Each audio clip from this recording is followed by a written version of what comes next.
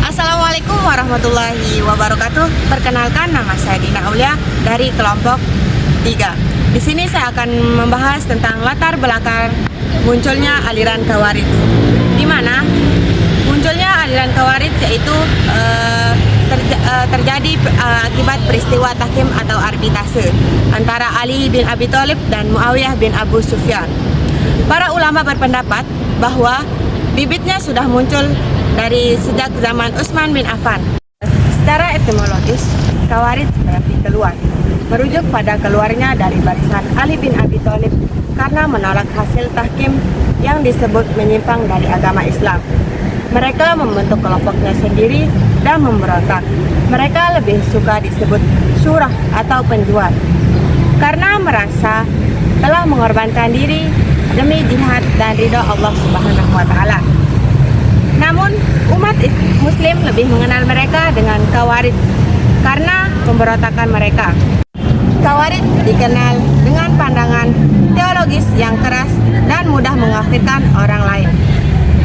Sebab munculnya aliran Khawarij, yang pertama ada kekecewaan terhadap tahkim atau arbitrase, penolakan terhadap hasil perundingan antara Ali bin Abi Thalib dan Muawiyah bin Abu Sufyan dalam Perang Siffin. Perang Siffin adalah pertempuran besar yang terjadi pada 657 Masehi antara pasukan Khalifah Ali bin Abi Thalib dan pasukan Muawiyah bin Abu Sufyan, gubernur Syam.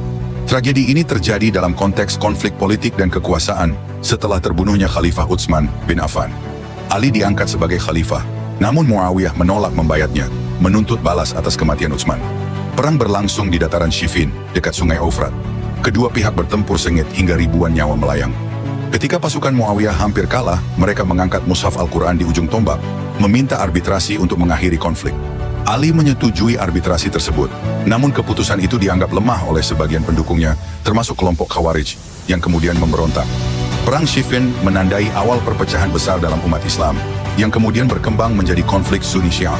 Tragedi ini menjadi simbol perjuangan politik yang memecah belah umat.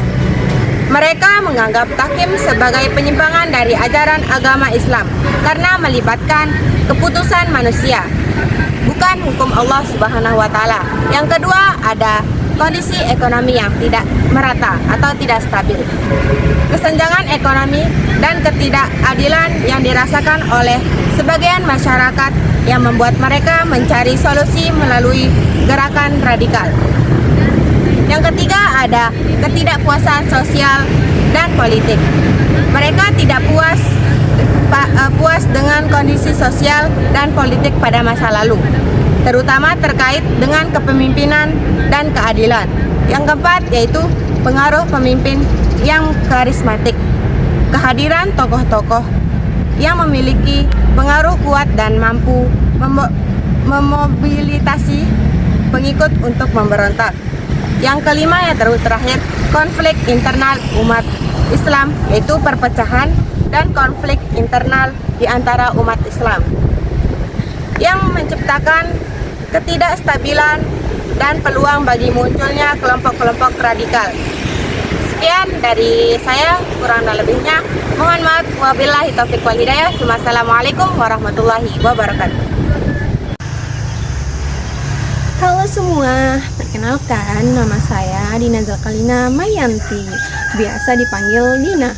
Saya akan menjelaskan tentang ajaran utama aliran Khawarij. Yang pertama, orang yang melakukan dosa besar adalah kafir. Khawarij berpendapat bahwa umat muslim yang melakukan dosa besar dan meninggal tanpa bertaubat dianggap kafir dan kekal berada di dalam neraka. Yang kedua, Khawarij berpendapat bahwa iman tidak cukup dengan syahadat saja, tetapi harus disertai dengan amal, karena antara iman dan amal merupakan satu bagian yang tidak terpisahkan. Seseorang yang mengaku beriman tetapi tidak melakukan kewajiban-kewajiban agamanya berarti imannya tidak benar.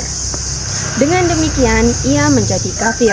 Sedangkan kafir menurut Khawarij adalah pengingkaran terhadap adanya Allah dan Rasul-Nya, serta berbuat dosa besar.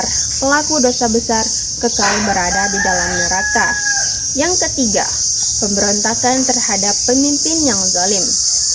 Khawarij membolehkan pemberontakan terhadap pemimpin kepala negara yang dianggap khianat dan zalim. Yang keempat, konsep la hukma illa lillah, prinsip bahwa tidak ada hukum kecuali hukum Allah, menjadi penolakan mereka terhadap aritbase manusia atau tahkim. Tahkim terjadi pada 657 Hijriah, dilakukan untuk mendamaikan kedua belah pihak antara Ali bin Abi Thalib dan Muawiyah bin Abi Sufyan. Disiplin yang dinamakan aritbase atau tahkim. Mediator Ali bin Abi Thalib diwakili oleh Abu Musa al-Ash'ari dan mediator Muawiyah bin Abi Sufyan diwakili oleh Amr bin As. Yang kelima, wa'ad dan wa'id. Orang yang baik pasti masuk surga, sedangkan orang yang jahat pasti masuk neraka. Yang keenam, hijrah dan pemisahan diri. Setiap muslim wajib berhijrah dan bergabung dengan golongan mereka. Jika tidak, mereka dianggap berada di negara musuh dan wajib diperangi. Yang ketujuh, amar ma'ruf nahi mungkar. Menyerukan kebajikan dan mencegah kemungkaran adalah wajib. Yang kedelapan, manusia bebas memutuskan perbuatan. Khawarij berpendapat bahwa setiap manusia bebas memutuskan perbuatannya, bukan pilihan dari Tuhan. Dan yang terakhir, Al-Quran adalah makhluk.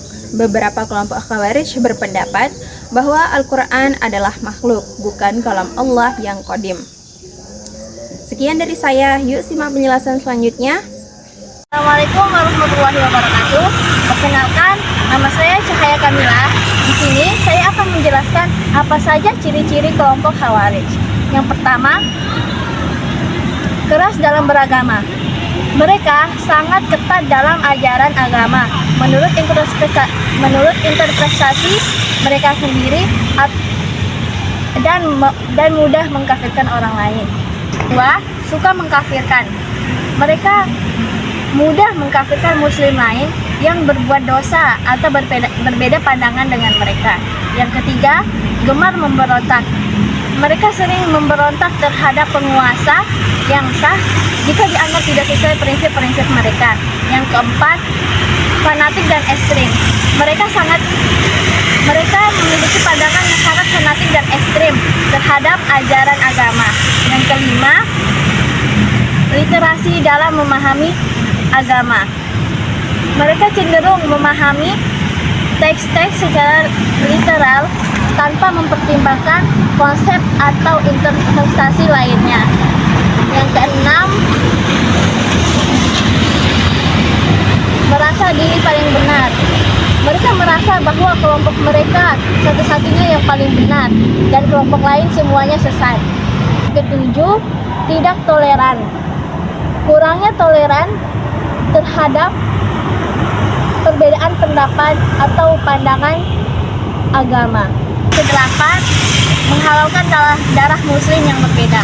Dalam beberapa kasus, mereka seringkali menghalalkan darah muslim yang berbeda jalan dengan mereka. Yang kesembilan, semangat jihad yang keliru. Mereka memiliki semangat jihad yang tinggi, tetapi seringkali disalahgunakan untuk kekerasan dan teror. Yang ke-10, kuat dalam beribadah. Mereka sangat kuat dalam menjalankan ibadah-ibadah dan amal-amalannya. Tokoh-tokoh yang terkenal dalam aliran Khawarij, yaitu yang pertama Abdullah bin Wahab al-Rosibi, yang kedua Urwah bin Hudair, yang ketiga Mustarid bin Sa'ad, yang keempat Hausarah al-Asadi, yang kelima Quroi bin Marwah, yang ketujuh Najah bin Amir, yang kedelapan Abu Bakar al-Ahwal. Selanjutnya, kesimpulan dari aliran Khawarij. Khawarij merupakan kelompok pertama yang memisahkan diri dari umat muslim setelah perang Siffin, menolak arbitrase dan mengkafirkan pihak yang berbeda pendapat, termasuk sahabat yakni Ali bin Abi Thalib. Keyakinan ini memicu kekerasan dan pemberontakan. Meski soleh, interpretasi agama mereka yang kaku mengancam stabilitas. Warisan mereka terlihat dalam gerakan ekstremis modern dan menggunakan takfir dan kebenaran untuk mencapai tujuan. Sekian dari saya. Wassalamualaikum warahmatullahi wabarakatuh.